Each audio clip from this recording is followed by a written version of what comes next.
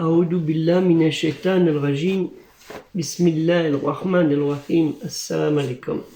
Je cherche la protection de Dieu contre le Satan, le lapidé, de par le nom de Dieu tout clément et tout plein de miséricorde, que la paix soit sur vous. Ça va être la dernière vidéo, et pas ma dernière vidéo, mais Inch'Allah, la dernière vidéo sur le sujet du conflit qu'on dit israélo-palestinien, qui est plutôt un conflit knénésien, de la Knesset. Un conflit politique qu'on a interverti, soi-disant pour la cause des Palestiniens, ce qui est faux. Les Palestiniens souffrent bien avant, et malheureusement, les musulmans à travers le monde souffrent d'organisations qui disent les aider, quoi. C'est un peu comme en France, des politiciens qui vous disent on va vous aider, mais en fait ils vous aident pas. Et ils souffrent quand même, mais d'une autre façon. C'est pas la même chose, c'est social pour certains. Malgré que, alhamdoulilah, wa shukrillah, on n'a pas trop à se plaindre en France, mais vous savez, nous sommes une nation de râleurs et de pleurnichards. Soutenir les populations palestiniennes, oui, pour les aider socialement, pour donner l'enseignement libre dans les écoles, leur offrir des soins de qualité dans les hôpitaux, remettre l'activité commerciale là où il y a une jeunesse au désespoir, d'un avenir sombre qui présage rien pour eux, malheureusement. Mais où sont passés les 30 milliards, voire plus, donnés chaque mois, 30 milliards chaque mois à ce peuple? Où est parti l'argent? Qui a détourné l'argent et pourquoi faire? Nous avons chacun notre petite idée, que certains justifient et d'autres pas. Toujours est-il que c'est ce peuple qui est pris en otage de ce conflit et aussi des idéologies qui en découlent. Par contre, soutenir la barbarie d'une organisation terroriste, non, quelle qu'elle soit à travers le monde, quelle qu'elle soit, ou la barbarie humaine, quelle qu'elle soit, quand elle est faite dans le monde entier, et même dans les quartiers et les cités, dans notre cher pays qu'est la France, ou dans d'autres pays à travers le monde, quelle qu'elle soit, pour les trafiquants de drogue et toutes les sortes de violences, les violences faites aux femmes, ou des femmes qui tuent des enfants, des infanticides. On a trouvé, malheureusement, vous voyez très bien, il faut dire la vérité, des femmes qui ne veulent pas garder leurs enfants et qui les jettent dans une poubelle. Hein, que ce soit dans les pays non musulmans ou autres. Dans les pays musulmans, ça se fait parce qu'il ne faut pas dire que la femme a tombé enceinte, une jeune fille tombe enceinte suite à une viol ou autre chose, ou un amour délaissé, et à une grossesse malheureuse, comme on dit, et puis à jeter l'enfant dans un fossé. Et quand on fait les travaux pour construire des maisons, on retrouve des cadavres. C'est une triste réalité. C'est de la barbarie aussi. Donc soutenir une barbarie, quelle qu'elle soit, telle le Hamas, hein, ce qu'on appelle le zèle, la ferveur, Haraka el-Mukawana el-Islamia, hein, qu'on l'appelle, hein, compris, non. Dieu le Très-Haut, Allah Ta'ala, il n'accepte pas ça. La barbarie humaine, Dieu, Allah Ta'ala, Dieu le Très-Haut, ne l'accepte pas. Je ne pense pas que vous, les Marocains, les Algériens, les Tunisiens, les Sénégalais, les Maliens, les Nigériens et tous ceux que j'oublie, je m'en excuse, la liste serait trop longue. En France ou chez vous, vous qui vivez en France ou vous qui vivez dans ces pays, vous accepteriez, et alors que vous l'avez connu pour certains, que cette barbarie rentre dans votre ville, rentre dans votre quartier, rentre dans votre maison. Qu'on trouve des enfants, comme ils disent, des bébés la tête coupée. Des bébés la tête coupée et des femmes violées et tuées. Malheureusement, cette barbarie de l'humain, l'animal le plus féroce, j'arrive pas à trouver les mots pour dire que c'est inexcusable. Il y a trop souvent de personnes qui se disent croyantes de toutes parts, de toutes les religions, du monothéiste ou pas, hein, qui méprisent, surtout chez les monothéistes, qui méprisent la parole de Dieu le Très-Haut, et de tout temps. De tout temps. Et à l'heure actuelle où je vous parle, des barbaries, non pas que dans le conflit israélo-palestinien, vous allez au Nigeria, vous allez dans le Somalie, vous allez en Éthiopie, vous allez au Yémen, vous allez dans beaucoup de pays du monde musulman, en Irak, en Iran, en Syrie, en Turquie, enfin les régions limitrophes de la Turquie, on va dire, vous trouvez cette barbarie. Elle n'est pas que le conflit israélo-palestinien. Je parle de cette barbarie humaine qui est inadmissible de par la parole de Dieu et que chaque jour que Dieu fait, ces gens qui se disent croyants en invoquant son nom, ils osent le faire. Je vais leur rappeler ce que Dieu le Très-Haut leur dit. Puisqu'il n'y a pas plus savant que lui. Il y a une personne qui un jour qui m'a dit, pas longtemps, où c'est que tu as appris la religion, toi? Tu nous parles et toi, quels sont tes diplômes, quels sont ceci, cela? Je lui ai expliqué à vous et à cette personne si elle écoute. Ma religion, ça fait 40 ans que je l'apprends. Je l'apprends à travers la parole de Dieu, Kalimati Allah.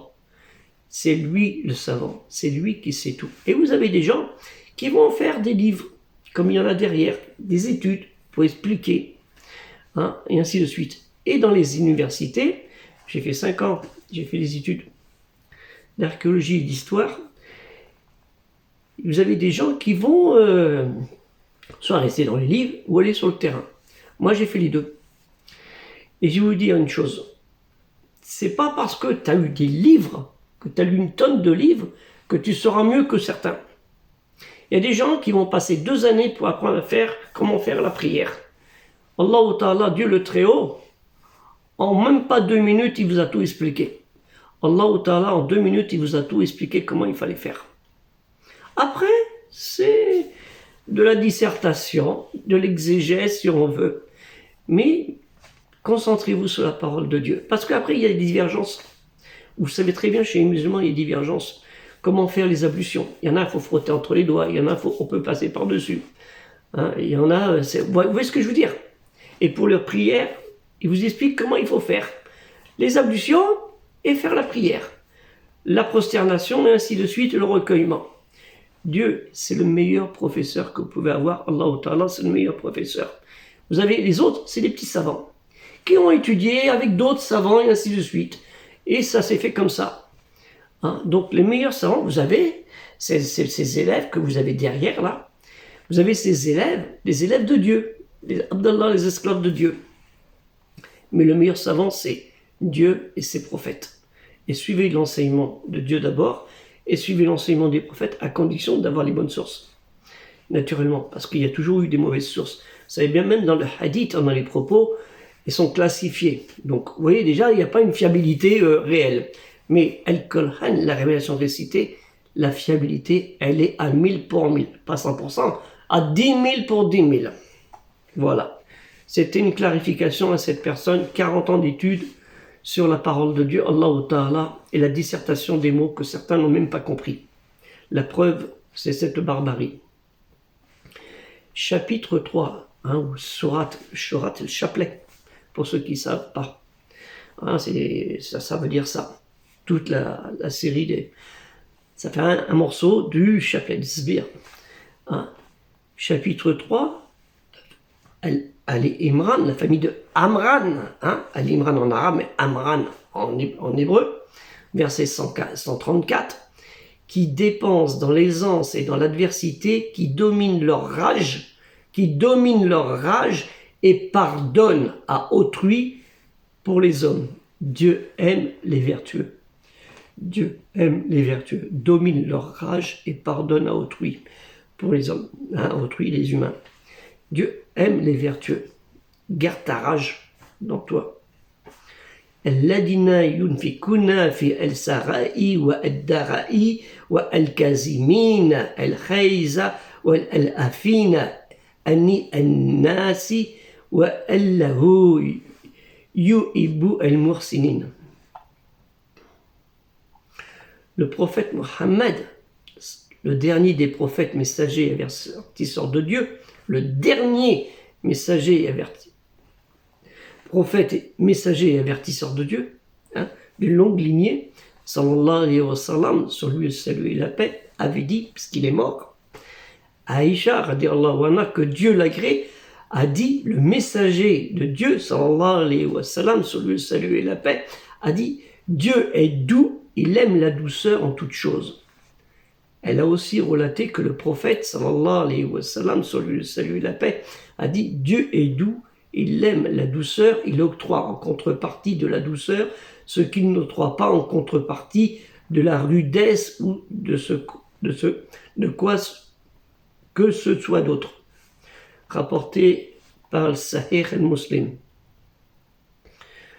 Et sous l'autorité, et on le trouve dans le véridique d'Al-Bukhari Muslim, sous l'autorité d'Aïcha, radiallahu anha, que Dieu l'agrée, le prophète, que la prière et le salut de Dieu soit sur lui, sallallahu alayhi wa sallam, il n'est rien qui ne soit embelli par la clémence, il n'est rien qui, privé de clémence, ne soit terni. C'est Sahih al-Muslim, voire le Sahih par al-Albani, Sahih al-Jami, dans 5654. Pour ceux qui disent si j'ai pas appris. Quand il y a une confrontation d'idées, l'obéissance dans l'obédience, qu'on appelle l'islam, l'islam c'est l'obéissance dans l'obédience, qui recommande de choisir le meilleur style, la bonne pensée, le sourire et la bonne attitude, ce qu'on appelle la sagesse. Dieu, le Très-Haut, Allah Ta'ala, nous dit et nous interpelle, chapitre ou sourate 16, Nal les abeilles, au verset 125. Par la sagesse et la bonne exhortation, appelle les gens au sentier de ton Seigneur et discute avec eux de la meilleure façon, car c'est ton Seigneur qui connaît le mieux celui qui s'égare de son sentier et c'est lui qui connaît le mieux ceux qui sont bien guidés. Illa sabili rabbika bil hikmati wa al-mawazizati al-hasanati wal-jadilum bi-atti'iya as-sanu inna rabbaka huwa allamu biman dala an sabilihi wa huwa al-alamu bil-muqtadin. D'après Abdallah ibn Umar, en disant que Dieu l'agrée, j'ai trouvé une femme qui avait tué durant l'une des batailles, qui avait été tuée. J'ai trouvé une femme qui avait été tuée dans l'une des batailles du prophète sallallahu alayhi wa sallam. Alors le prophète sallallahu alayhi wa sallam, sur lui le salut et la paix, a interdit de tuer les femmes et les enfants. C'est rapporté. Le prophète sallallahu alayhi wa sallam a interdit de tuer les femmes et les enfants. Dieu l'a interdit, le prophète l'a interdit, et vous tuez les femmes et les enfants, et pire, les choses affreuses, vous les kidnappez. C'est rapporté dans le Bukhari, Sahih 3015, et Muslim, dans son Sahih 1744. Le mot de tuer les femmes et les enfants, en kalata an-nisa wa al-sabi'i. En kalata an-nisa wa al-sabi'i. Et le terme tuer, parlons aussi pour les Hébreux, katal. Al-katala, j'ai dit al-kalata, al-katala an-nisa wa al-sabi'i. Excusez-moi, je suis un peu dyslexique, c'est pour ça. Et le terme tuer, en hébreu, c'est pareil, katal, ça veut dire. Donc, musulmans du monde entier, allez-vous être contre la parole de Dieu, Allah Ta'ala? C'est ça que je vous pose la question, dans votre comportement, dans tous les comportements de votre vie. Allez-vous être contre la parole de Dieu quand il vous dit ne faites pas ceci, ne faites pas cela, obéissez à lui, obéissez cela, faites ce qui a été faites ce qui a été ordonné à ceux qui ont précédé le prophète Mohammed sallallahu alayhi wa sallam, quand on vous a demandé de faire le jeûne du mois de Ramadan. Le jeûne du mois de Ramadan, le jeûne, il vous a été prescrit le jeûne du mois de Ramadan comme il a été prescrit à ceux qui vous ont précédé. C'est qui? Les juifs et les chrétiens. Ils faisaient le jeûne. Donc, vous faites la même chose, sauf que c'est pendant le mois de Ramadan. Il a été demandé aux juifs de faire le pèlerinage. Vous faites la même chose, sauf que c'était pendant la période de l'Hajj. Et pire, vous faites le circuit que faisaient les polythéistes à l'époque. les polythéistes faisaient le tour de le Kaaba, hein, ceux qui croyaient à des divinités, et on fait la même chose. Faites la même, vous voyez ce que je veux dire? Vous répétez les mêmes choses et vous vous rendez même pas compte. Et pourtant, c'est autorisé. Vous faites la prière, c'était prescrit aux autres, parce que c'est une bonne chose aux juifs et aux chrétiens. Ils faisaient la prière 5 fois, voire 6 fois par jour. Hein, je suis allé voir les bonnes sœurs et les prêtres dans les monastères. C'est 5 fois par jour. Hein, minimum garanti. Vous voyez ce que je veux dire? Et pire encore, vous avez un petit peu en arrière, l'aumône. Ils faisaient l'aumône, le zaket, c'est le mot en hébreu, zaket, en syracarmien, zaket, faites la même chose. Donc, on est dans le monothéisme pur, sauf que nous, on adore que Dieu seul, qui n'a pas engendré, qui n'a pas été engendré, puisque Dieu le dit dans la Bible et dans le Anjil, hein, tu n'adoreras qu'un seul et unique Dieu. Hein, dans l'étape de la loi de Moïse, et Jésus le dit lui-même, vous adorez le Père, le Créateur. Le Père, le Créateur. Hein, faut revoir tout ça. Quand il dit Père, c'est pas le sien génétique, c'est le Père Créateur. Mais après, les chrétiens, il y en a, ils ont rajouté leur sauce, parce qu'il dit en français, ça va mieux passer, ou en anglais, ou en latin, ça passera mieux. Mais Jésus, il parlait pas latin. Hein, il parlait pas le grec, il parlait syriaque, araméen, l'hébreu, et peut-être un peu le grec, peut-être Allahu Alam, puisqu'il y avait des grecs aussi dans la région. Mais pas latin, je ne pense pas. Allahu Alam. Donc sur tout ça, respectez la parole de Dieu dans votre comportement. Et ce qui se passe là, que ce soit en Palestine, avec le conflit palestinien et israélien, conflit qu'il ne faut pas mélanger le conflit entre des régimes et pas des peuples. C'est des gens qui vivaient très bien ensemble. J'étais en Palestine. J'y suis allé en Palestine en 82. J'ai connu l'époque où c'était là-bas, Sabra, Shatila, vous savez, au sud du Liban. J'étais là-bas, j'ai vu des choses affreuses. Donc, faut arrêter de dire des conneries. Je connais rien, bien sûr, je connais rien. Enfin bref. J'ai vu des choses même un peu en Afrique du Nord ou dans d'autres pays que j'ai visités, qui n'étaient pas très bien jolies à voir. Hein, le comportement, il est très important. Et en France aussi, hein, pas mal à voir. J'ai vu des choses qui sont incroyables, mais ayez un bon comportement. Parce que si vous avez un mauvais comportement, ça va se refléter sur tout le monde. Et le conflit israélo-palestinien, vous le trouvez en Afrique noire, vous le trouvez en Afrique centrale. Les Algériens l'ont supporté pendant 10 ans, malheureusement, hein, par des régimes. Je ne veux pas rentrer là-dedans, c'est à eux de régler leurs problèmes. Les Tunisiens ont subi cela aussi.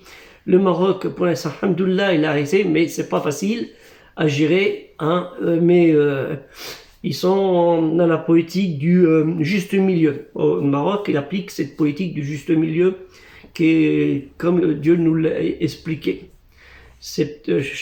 On va pas critiquer. En France, nous avons dit une république, c'est pas beau. Il y a des pays qui ont des royautés, ben pourquoi pas, parce qu'il y en a que ça se passe peut-être mieux que dans la république. Mais bon, de roi, il n'y a que Dieu pour moi. Hein, il n'y a que Dieu qui est roi. Hein, Malik, c'est Dieu. Hein, pour moi, c'est après les attributs que les gens se sont donnés, c'est pas mon problème, c'est de leur autorité et c'est les peuples qui décident de qui ils veulent avoir dans leur pays. Après qu'ils assument. Moi, je ne veux pas rentrer là-dedans. Si les gens veulent avoir un roi, ils veulent avoir un président ou ils veulent avoir un individu, un dictateur, c'est leur problème, qu'ils assument.